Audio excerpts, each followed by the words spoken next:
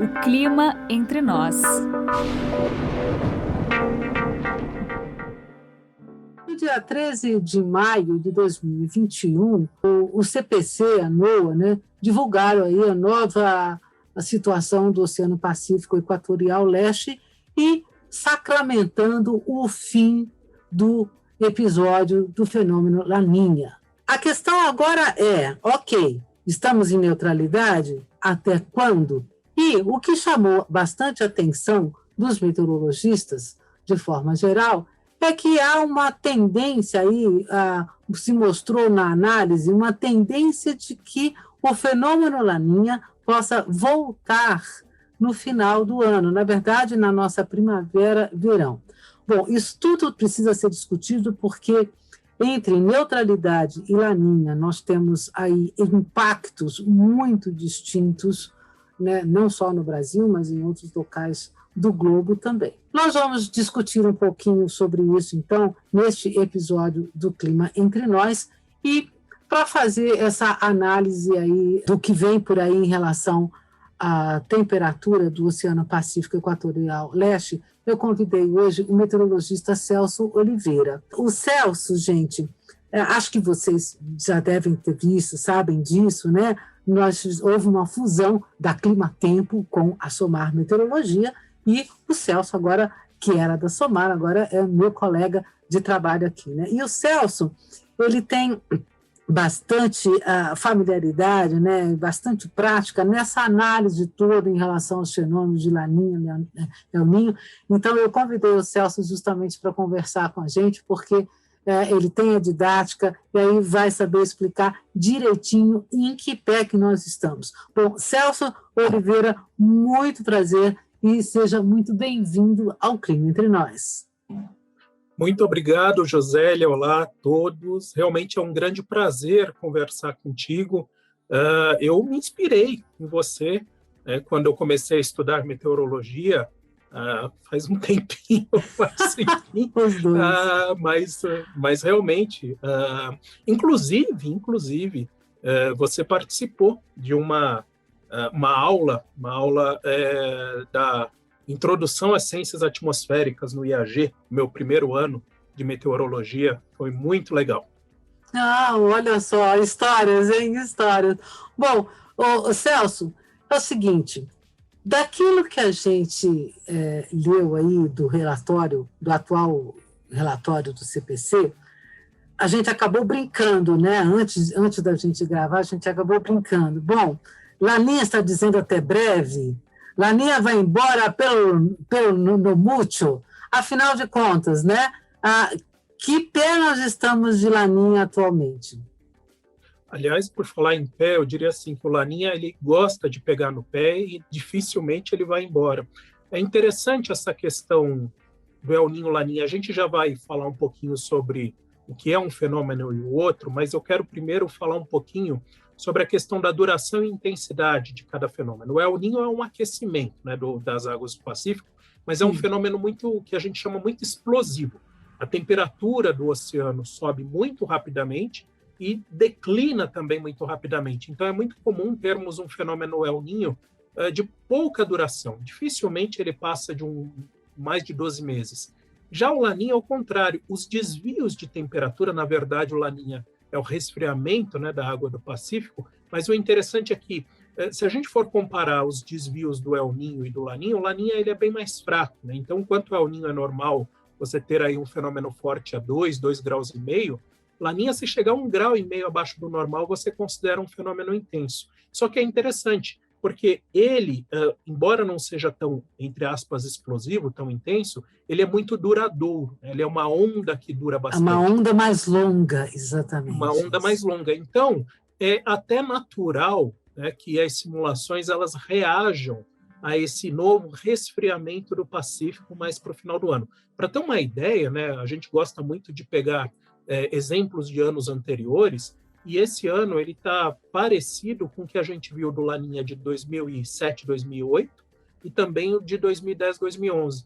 Os dois fenômenos foram fortes. E o mais interessante, tivemos um breve período de neutralidade sem Laninha, mas ele voltou a aparecer mais fraco, é bem verdade, mas ele voltou a aparecer no final daqueles 2 anos. Tá, agora, Celso, tem um detalhe que eu acho que é muito importante, que a gente precisa falar. Nós estamos chegando ao fim do nosso outono, o hemisfério norte chegando ao fim da primavera. E nós já sabemos, a comunidade meteorológica já sabe, que quando se fala em previsões feitas durante a primavera do hemisfério norte, previsões de fenômenos como El Niño, Laninha, na primavera do hemisfério norte, outono aqui para nós, é preciso ter bastante cautela, porque as respostas dos modelos de previsão a médio e longo prazo, elas são capciosas, elas não são assim consistentes. Então, é preciso ter muita cautela. Eu queria que você, primeiro, comentasse o seguinte: o CPC decretou, então, o final desse episódio de Laninha, né? Estamos entrando em neutralidade. Então, eu queria que você falasse um pouquinho dessa análise aí, do que se espera para os próximos meses. Ok, chegamos ao fim da Laninha. E, então, como é que a gente continua o ano? Pois não, Josélia, isso é importante, essa questão da possibilidade, isso é importante. Então, uma coisa que algo, inclusive, apontado pela própria NOAA, é justamente a diminuição da confiabilidade da simulação, e por isso mesmo a gente sempre vai falar na possibilidade, na chance de. Né? E à medida que formos caminhando mais para o final do ano, aumenta-se. Aí a gente vai analisar mais fortemente essa questão de um repique no resfriamento, isso é importante. Agora, com relação a essa neutralidade, o primeiro ponto, né, importante para a gente ter ideia é o seguinte: mesmo sob neutralidade climática, não existe aquela situação de chuva dentro da média, temperatura dentro da média. O Laninha provoca seca no sul, o El Niño provoca chuva. Então a neutralidade fica tudo dentro da média, vai chover exatamente aquilo que eu vejo na média dos últimos 30 anos. Esquece, né? Isso não acontece, até porque existe um atraso entre a resposta do oceano, ou a mudança da temperatura no oceano, e a resposta própria atmosfera. Exatamente. E existe o Atlântico. Existe o Atlântico, existe o Índico, existe um monte de coisa. Aí existem influências que é interessante. Quando o Pacífico ele não apita, né, ou seja, quando o Oceano Pacífico ele fica mais fraco, não mexe tanto com a atmosfera, outros fatores que são menores começam a ganham relevância. Então, exatamente, é o Atlântico, é o Índico, enfim, tem vários aí fatores. E aí, nesse aspecto, é importante a gente salientar que as simulações elas mostram uma manutenção, uma continuidade das chuvas abaixo da média nas regiões sul, sudeste e centro-oeste do país. Isso preocupa, Josélia, porque nós já viemos de um verão muito ruim de precipitações no Brasil e a expectativa, tudo bem, o outono, pelo menos no sudeste e no centro-oeste, não são estações, inverno mesmo, não são estações muito chuvosas, mas na região sul, sim. A chuva costuma aumentar a partir de agora e muita gente depende da chuva justamente de inverno para até pensar em projetar agricultura, geração de energia, abastecimento de água durante o verão, que é um período mais seco. E a gente já vem lá do ano passado de uma seca bastante severa na região sul e as projeções, infelizmente, mantêm esse desvio negativo. É bem verdade que, comparando 2021 com 2020, justamente porque no ano passado estávamos no começo do Laninha e agora temos uma neutralidade, não vamos ter aí um outono, inverno tão seco como foi no ano passado. Mas ainda assim, né, pelo menos para a questão, por exemplo, de reservatórios, essa chuva prevista agora para os próximos meses não é suficiente para aumentar de forma significativa o nível de reservatórios. Assim, em relação ao reservatório, a gente sabe assim, de nenhum lugar, né? Agora, sim, decorrer de inverno e até que a chuva da primavera realmente se estabeleça, e normalmente aí é outubro para frente, né? Se não novembro, ninguém conta com nenhum tipo de chuva, exceto no sul do Brasil. Acho que tem uma questão interessante aí em relação ao sul do Brasil, porque já estamos vivendo o segundo ano de uma irregularidade, de uma deficiência hídrica muito grave, né? Nós estamos vendo aí o Rio Grande do Sul apesar desses alguns eventos de chuva forte, com passagens de frentes frias, mas a elevação dos rios é mínima, sabe? Não tem água, assim, não é um temporal de uma frente fria que faz o nível de rio se regularizar. Passa uma frente fria, dá uma chuvinha forte, depois vem aqueles dias, tempo seco, geada, vem outra frentezinha. Então não é isso que resolve. Temos aí Curitiba, nós tivemos aí um pouco antes aí do dia 13, uma passagem de frente fria em cima de Curitiba, deu uma chuva forte, né, mas já fazia semanas que não chovia nada. Completou 1 ano de racionamento em Curitiba. E, aliás, Curitiba é uma coisa muito delicada mesmo. Ela não tem, na sua localização geográfica ali, ela não tem tanta facilidade de captação, por exemplo, como tem em São Paulo. A gente tem muito mais, né, locais de captação de água do que a região de Curitiba. E aí você mexe, assim, impacta direto na agricultura do sul do Brasil. A gente sabe que a região sul do Brasil é uma das maiores produtoras, né, do país. Então, não só para abastecimento da população, mas da economia, né, do sul do Brasil sendo altamente impactada. E aí, de quebra, na verdade, Celso, a gente está falando, porque pega todo mundo na mesma região, a gente está falando também da queda de produção no norte da Argentina, do trigo, da soja, né, certo? E aí o impacto é ainda maior, né? Estamos falando de problema de produção no Paraguai, estamos falando de problema de produção no Uruguai. Nós estamos falando de todo mundo, sem falar em você não poder contar muito, por exemplo, em termos de energia com Itaipu, porque se você não tem os rios do sul e do sudeste mandando realmente água para a bacia do Paraná, certo? Então, o problema é muito grande. Se você for analisar na grande escala, é uma coisa muito complicada, né? E a gente sabe que é justamente a região sul que é a mais impactada, seja por uma laninha, seja por um El Niño. Bom, estamos entrando em neutralidade. Nesses próximos meses, o que a gente pode esperar? O que está sendo projetado nesse médio longo prazo aí? Pois é, a projeção mantém a ideia de chuvas inferiores à média, e você comentou sobre a agricultura, só dando uma palhinha aí, né? Nós temos problemas aí registrados desde a primavera na região sul, a primavera passada foi seca, isso fez com que a instalação das culturas de primavera, soja, por exemplo, no Paraná, já acontecesse de forma muito tardia, e isso tudo empurrou o milho, segunda safra, né, bem para frente, bem fora da janela. E aí você corre mais riscos. O milho, a segunda safra no Brasil, ela é sempre mais arriscada. Sim. Quando você instala de forma já fora daquela janela ideal, o risco de você pegar geada ou mesmo estiagem é alto. Então, qual que é o problema? Existe problema aí na questão da produção de milho no Brasil, não só no Paraná, mas no Brasil, que deve diminuir.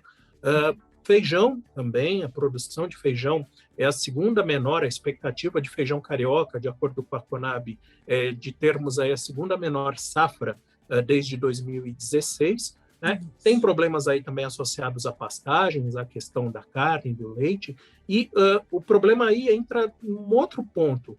Fica difícil também imaginar que a produção de ração ela seja barata. Não vai ser, porque precisa justamente do milho. Um outro ponto importante está até na questão do escoamento da safra. Você comentou do Paraguai, o Rio Paraná está tão baixo que não está sendo possível fazer um embarque de grãos no Paraguai. O único jeito do Paraguai exportar é via Rio Paraná, chegando até o Atlântico. E aí, justamente, o Rio Paraná está tão baixo que não é possível fazer um embarque. Até há uma discussão, um pedido do Paraguai para que Itaipu libere mais água para poder aumentar o nível do Rio Paraná, mas, ao mesmo tempo, você não pode fazer muito isso. Por quê? Porque justamente o nível dos reservatórios no Brasil está muito baixo.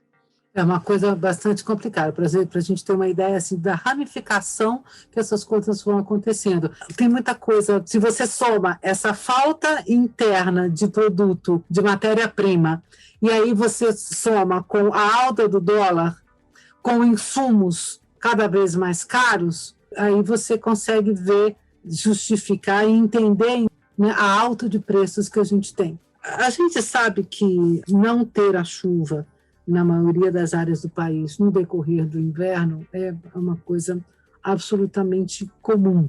Agora, numa situação de neutralidade do Pacífico, digamos assim, né, o Atlântico acaba ganhando um peso maior. Falando um pouquinho lá do Nordeste do Brasil, porque assim, a ponta são as pontas, né?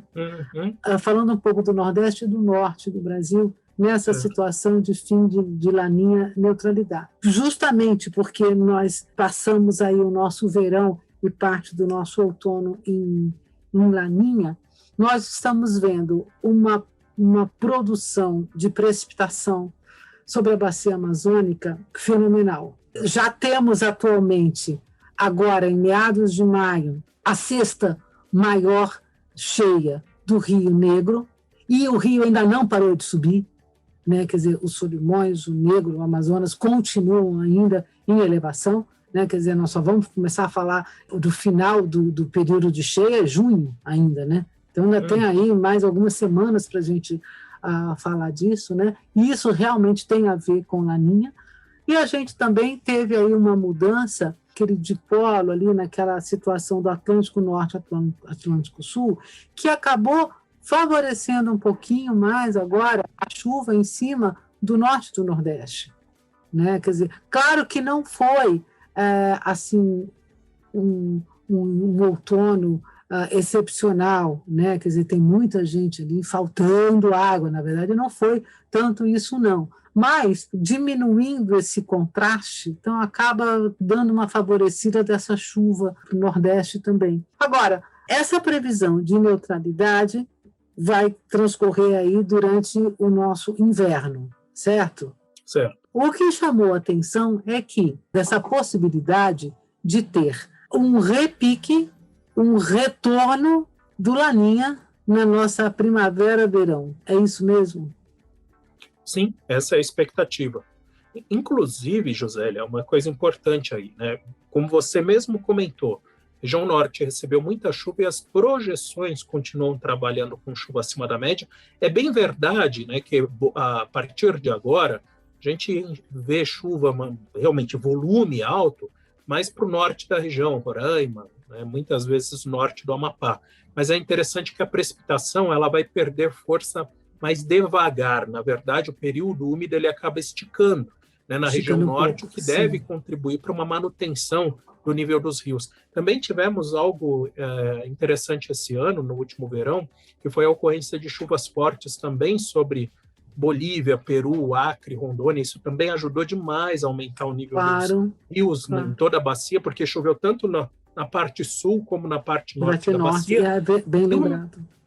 E o Nordeste, é aí que vem o ponto, né? Porque todo mundo, eu até brinco e infelizmente tem um fundo de verdade, eu falo assim, que para o Nordeste, muitas vezes, principalmente para o sertão nordestino, ele ter boas chuvas, algumas vezes você precisa de tantas coisas combinadas, que algumas vezes precisa até que o Saci cruze a perna, porque você precisa justamente do Laninha. Todo mundo fala, Laninha é um ano bom, né? De fato, ele já começa, se você tem um Laninha, é um ano bom. Só que o Nordeste é extremamente dependente do Atlântico.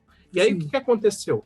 O Laninha ajudou, mas o Atlântico nesse último verão não, nessa quadra chuvosa não. Tanto que hoje, a gente vem falando agora das tempestades que estão caindo sobre o Nordeste, até comum termos a ocorrência de chuva forte na costa, porém, de acordo com o INPE, a Caatinga brasileira é o bioma hoje que é mais afetado pelas queimadas, aumentou em 150% o número de queimadas esse ano em relação ao ano passado, e um dos motivos é esse, justamente a chuva ela não pegou todo o sertão, então temos, principalmente ao longo do Vale do São Francisco, uma situação considerada complicada, e assim, mesmo que a gente tenha agora a ocorrência dessas chuvas no litoral, essa precipitação não entra, não avança interior adentro, né? Já não é mais a época, né? Então, infelizmente, tudo bem, tem Laninha, tem uma possibilidade aí do repique do Laninha lá no final do ano, mas isso só vai trazer algum efeito, né, para o sertão, infelizmente, mais para o final do ano, agora nem tanto.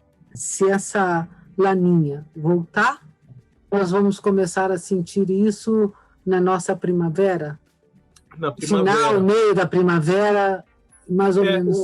Por enquanto, as simulações mostram o seguinte, que, primeiro, né, lembrando só um pouquinho o ano passado, nós tivemos um atraso muito grande na regularização das chuvas no Brasil.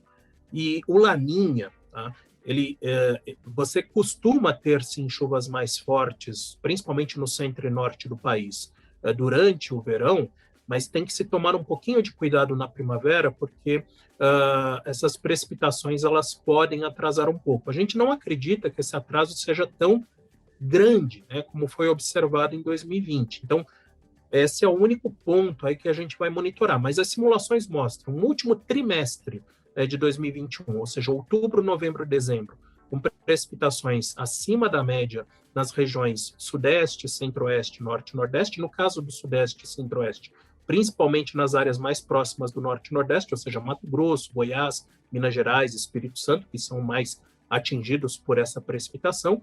E aí que vem o ponto, né? A gente já sabe que o Laninha não costuma ajudar o sul e temos aí uma situação crítica no sul. E as projeções, elas trabalham com essa continuidade, infelizmente, das chuvas abaixo da média. Vale salientar, chuva abaixo da média não quer dizer ausência completa de chuva, não é o caso. Inclusive, nas próximas semanas, nos próximos meses, a gente vai falar de alguns episódios aí de chuva forte, mas o problema é que essas chuvas elas ficam mais espaçadas, né? E isso muitas vezes não ajuda aí no desenvolvimento, principalmente na questão aí de reservatório. Agora, o cenário é justamente esse, uma chuva mais fraca, vamos dizer assim, menos intensa do que o normal no sul, enquanto que a porção mais ao norte do país sendo beneficiada no final do ano. Josélia. Os eventos de chuva diminuem, mas você tem uma irregularidade espacial também muito grande. Também. Né? Se a gente fosse dar um resumo do resumo, qual é a dificuldade que se vê aí para esses próximos meses, né? Quer dizer, a temperatura do Pacífico e a temperatura do Atlântico não vão ajudar muito, né, para que a gente tenha convergências eficientes, com convergências de vento, vamos deixar bem claro, né, convergências de vento suficientemente eficientes para manter umidade, né, para formar chuva, para formar nuvem, para formar chuva em cima do sul do Brasil. Acho que talvez a gente possa falar um pouquinho também aí do problema que eu acho que é uma preocupação que a gente vai ter muito agora nesses próximos meses, é entrar num período seco, vindo de um verão que não foi lá muito satisfatório, nem no Sudeste e nem no Sul, no Sul e nem no Centro-Oeste. Né? Se a gente for analisar mesmo, nós não conseguimos ter uma chuva bem distribuída. Então, você entra num período seco já numa situação de deficiência, e você vai entrar nessa seca, daqui a pouco a gente vai começar a ver queimada de novo, ou seja, você já está com toda uma situação de solo, com uma disponibilidade, ou digamos assim, uma reserva de umidade menor do que ela normalmente poderia ter. Então, você soma, tem toda a vegetação que foi queimada, né? Aquilo que foi desmatado ano passado, aí você passa por um verão que não foi lá de tanta chuva assim como poderia ser, e agora entra no inverno, onde você não vai ter realmente mais a chuva, né?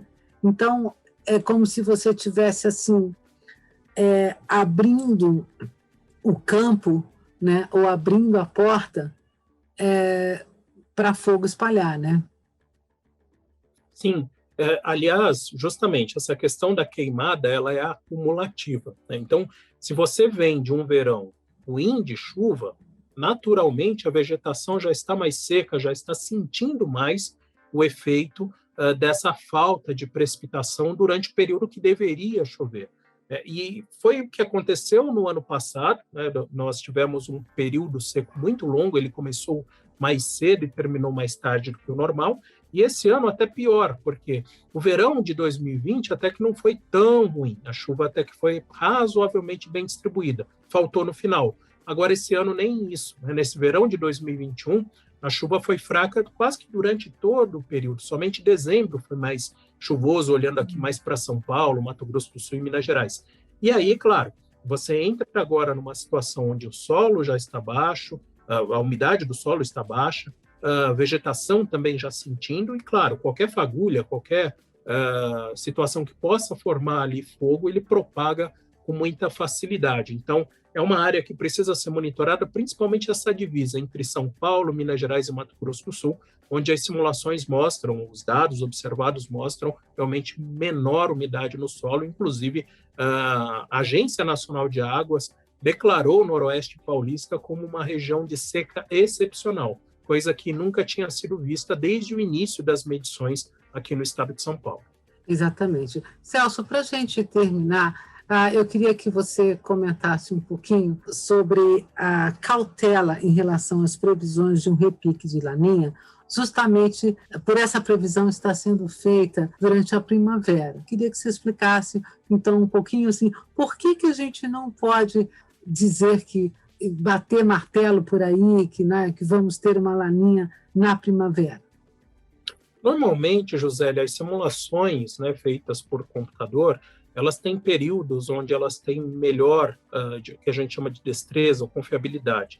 E normalmente isso acontece nas chamadas estações cheias, no verão ou no inverno, seja do hemisfério norte ou sul. O problema é que agora a gente está na chamada estação de transição, né? A gente está passando, no caso do hemisfério norte, do inverno para o verão, estamos na primavera, e agora aqui no outono. E é nesse momento que a gente observa maior oscilação, menor confiabilidade das simulações. Por isso mesmo, é necessária cautela e monitorarmos. Por isso que previsão do tempo a gente sempre tem que ficar de olho, né? E previsão climática também, porque sempre existem atualizações, eventuais mudanças de rumo, de rota, claro, não uma coisa extraordinária, mas sempre tem alguma mudança de rumo. Então, é importante a gente monitorar.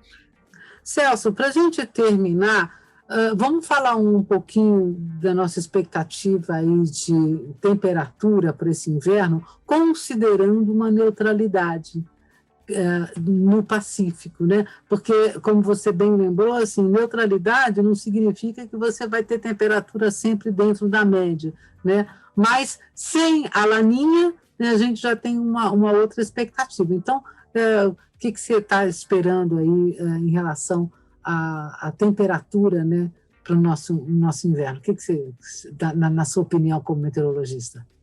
Muita oscilação, Josélia. Aliás, a neutralidade, uma coisa que a gente fala muito assim, quando forma um fenômeno, seja o Ninho ou Laninha, a palavra de ordem normalmente é persistência, né? O padrão ele fica bem persistente, ou seja, se é o Ninho, por exemplo, chove muito, a temperatura não cai tanto, já o Laninha é mais seco, enfim.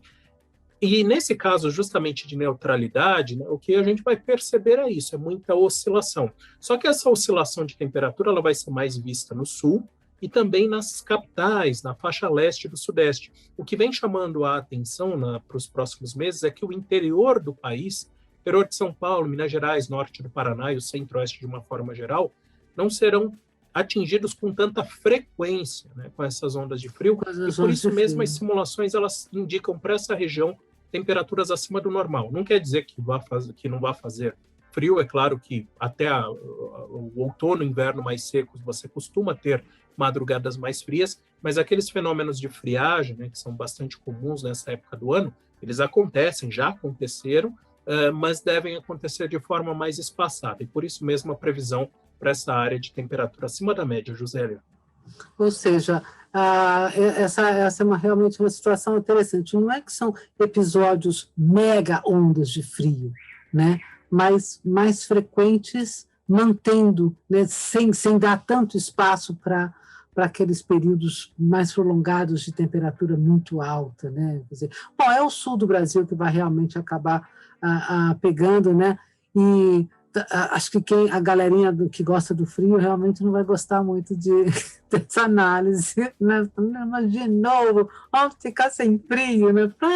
Alguns episódios de frio a gente sempre tem, né? Mas, assim, quem sonha com aquele mega inverno, né? Prolongado, com aquelas ondas de frio, vários eventos de neve e, né, geadas sensacionais, olha, realmente as condições atmosféricas e oceânicas não estão para tudo isso, certo? Exatamente, Josélia. Bom, Celso, foi muito legal essa nossa conversa aí, eu agradeço bastante, eu espero que a gente possa, inclusive, fazer outras conversas. Então, pessoal, o recado final é, né, chegamos ao fim da nossa laninha, sim, pero no mucho, né, ela poderá voltar, mas esse tipo de análise nós temos que fazer com cautela e nós vamos fazer outras informações no site da Climatempo para você ficar muito bem informado. Eu agradeço muito a sua escuta, a sua audiência. Você pode entrar em contato com o podcast O Clima Entre Nós através do nosso e-mail, podcast@climatempo.com.br. Espero que este episódio tenha sido agradável para você e muito obrigada pela escuta. Até a próxima.